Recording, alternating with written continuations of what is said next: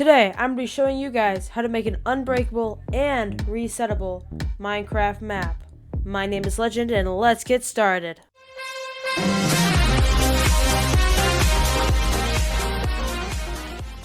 Hello everyone, my name is Legend, and today I'm going to be showing you guys how to make an unbreakable and resettable Minecraft map for Bed Wars, Sky Wars, whatever you guys want to play. It works for anything. Any sort of map, survival games, and this is actually very easy. It only requires 2 command blocks, 1 command block to clone the map over, and 1 to reset it, and clear any blocks off of it that was not the map. Another nice feature of the system, it allows you to not be able to break any blocks that are part of the map. However, if we grab something that a player has placed down, like this wood here, we can break this. This is a very easy, very nice system, and I'll be showing you how to do all this right now in this tutorial. So, let's get started. So, how does this system work? Basically, that over there, that island there, is our default island. That's where I built the island, and you are not going to be playing on that side, the left side. The right side is actually this left map being cloned over and over and over again constantly, so that we can't break the blocks of the map like you saw earlier. So basically, first things first, we need to find the 2 corners of here, the green and the blue, and the bottom corner of where we want our map to go. We're not going to be able to find the top corner yet until our map has actually been cloned over there, but for now, let's find the cyan, the green, and the orange. So the first coordinate we're going to need to find is actually down here, this lime one here, labeled number 1. So number 1 is the very bottom right of your map. This will be an entire system of islands, or one big mountain range with chest loot for your survival game map, but you get the idea. This is the bottom, very bottom right of anywhere that your player could possibly place in your map. And copy that coordinate down, whatever it is. It's going to be 130, 50, negative 15 for me. So make sure you get the X, Y, and Z for the lime little concrete right here. Now let's head up here, and the second one we need is the aqua one here.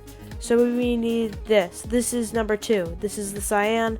This is the very top left of our map, as far as the players can place in the top and the left direction, because this is the area we're going to be replacing. So copy this coordinate down, make sure you label these as 1, 2, 3, 4, whatever, so you remember which one is which. Now let's head down here to our third.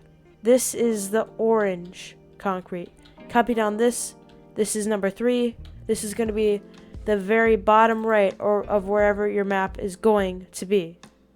Here's the command you're going to want to put in this repeating command block here to the left of me.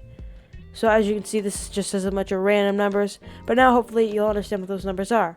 Those numbers are the coordinates. So as you can see, this command is actually pretty simple. It's /clone XYZ. So this first XYZ here is number 1. This is your green XYZ that you copied down, your green coordinates. So paste them in with spaces in between each of the numbers. And then we can move on to your aqua XYZ, your aqua coordinates. And you can paste those down there, followed by your orange ones, which would have been the bottom right of where you want your map to go. We don't actually have the magenta one yet, because you're going to see that in a minute. And then we're going to put masked. Masked just means that it will only copy over solid blocks. It will not copy over air, which means you're able to place without this stuff getting deleted.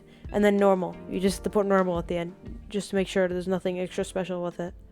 And put that in the command block, and then set it to repeat, unconditional, and always active.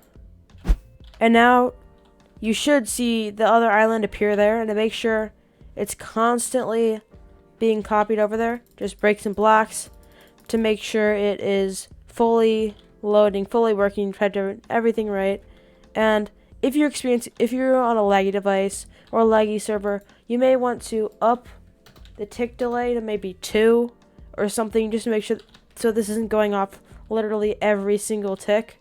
This does set the delay a little higher, where people can actually lag through it a tiny bit, but not in survival, because this stuff takes a moment to break.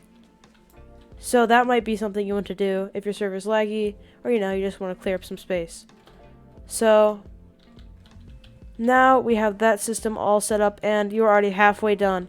This next part is very easy. So now we have to reset the map, and we're going to do that by simply filling the entire area of the map with air.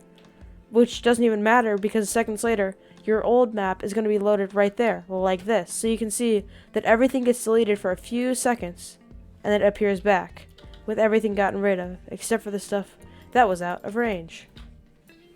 So this final command is very simple. To reset your map, simply type in /fill, and then your orange coordinates, and then your magenta coordinates, which was the top left of your map.